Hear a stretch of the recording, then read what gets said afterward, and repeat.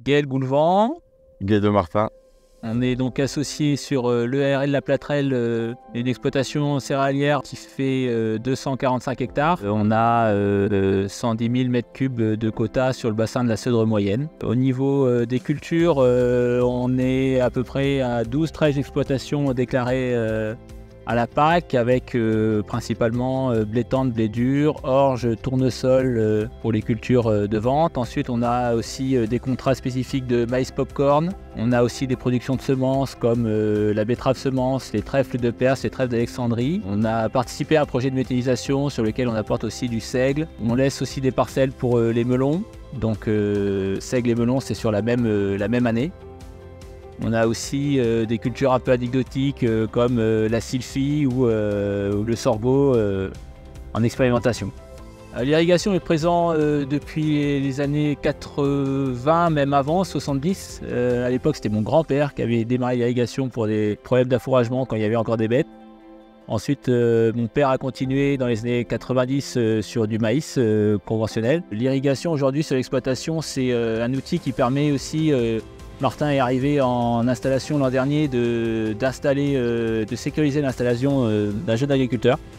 Parce qu'avec la surface qu'on avait, on ne pouvait pas se permettre de ne pas avoir d'irrigation pour l'installation d'un jeune. L'irrigation, ça permet tout ça, en plus d'une espèce d'assurance pour produire des cultures. Et ça permet d'ouvrir aussi à des contrats de semences qu'on fait sur l'exploitation.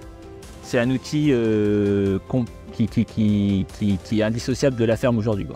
Sur le bassin de la Seudre, on a des volumes qui sont en baisse, on a des perspectives qui sont pas réjouissantes en termes d'utilisation de l'eau. Avoir du stockage, ça permettrait de conserver les avantages de l'irrigation pour la ferme, de sécuriser toujours l'installation.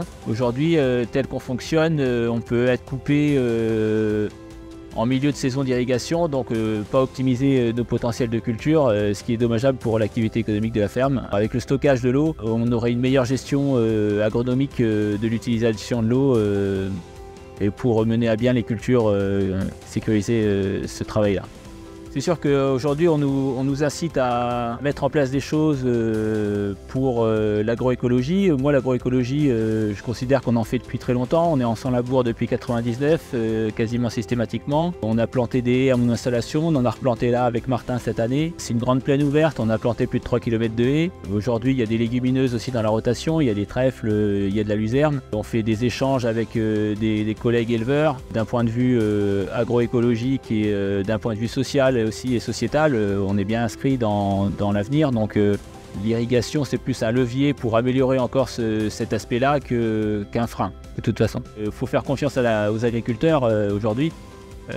On est conscient des enjeux du réchauffement climatique, on est conscient des enjeux liés à l'environnement. On est nous tous les jours confrontés à la nature. On est dans un système qui est complètement artificialisé par l'homme puisque c'est cultivé, mais en même temps on est très dépendant des aléas climatiques, on est très dépendant de la qualité de nos sols. C'est des choses qu'on regarde de manière très attentive sur le moyen et sur le long terme. C'est des objectifs importants sur la ferme de s'inscrire là-dedans. Ouais.